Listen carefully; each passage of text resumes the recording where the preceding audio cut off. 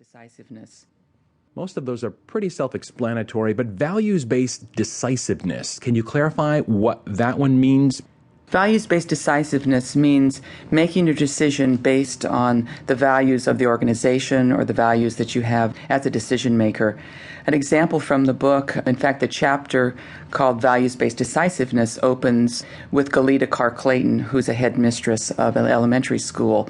The teachers all gathered with her and had to make a decision as to whether they should offer all-day kindergarten or a half-day kindergarten. Although to the parents it was this huge dilemma, all sorts of involvement on the parental component, the teachers got together and made a very quick decision, which was absolutely a half-day kindergarten, because they were focused in on the 4- and 5-year-olds who clearly couldn't handle a full day. So this primary value of focusing in on the child guided that decision making.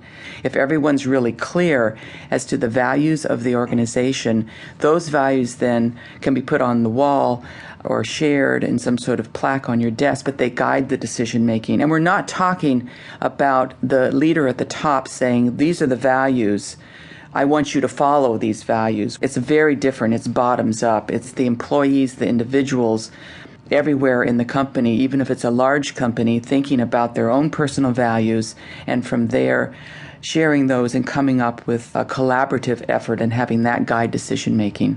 That's a really important quality, and that's why we put number 6. Of the 6, is there one harder than any other for traditional leaders to accept?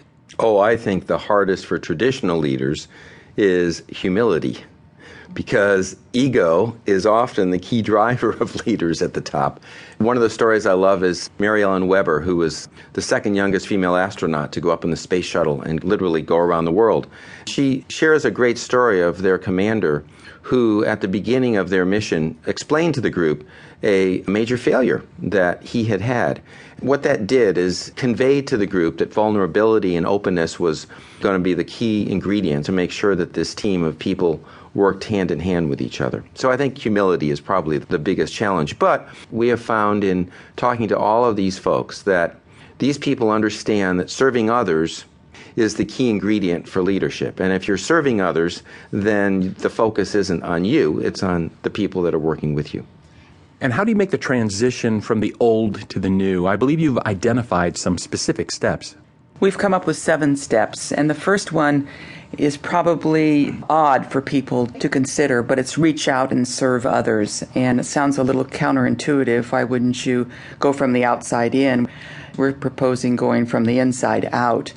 It's so important because the traditional leader focuses on him or herself, and we're proposing that you do something very different, and that's reach out and serve others. Susan Anton, who's an actress, has been on Broadway and also has a band. She gives the example, she's been with the band for 25 years. They were in Las Vegas playing, and for the first month, the profits weren't too great.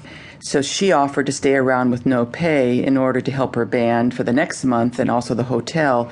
It became just an extremely popular show. But the whole idea is she was serving her band or she was serving the hotel, and it impacted her as well in her career.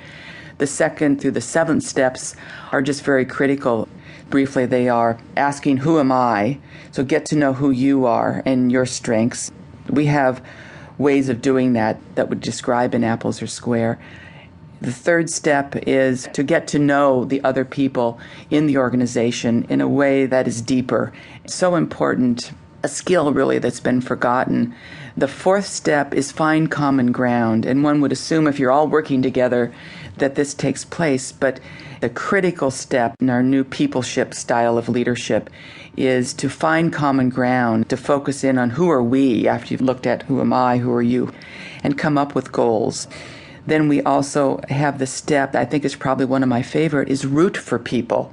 We've forgotten to be cheerleaders. When someone does a really good job, we root for this individual. And that came again from our astronaut, Mary Ellen Weber. That was one of her leadership qualities. She conscientiously rooted for the people that are around her. And the 6th step is something that we called don't lose your pleats. And what we mean by that is express your professional passion and don't lose your creativity. And when you do those things, you have your pleats in. That's who you are. The workplace should be an environment where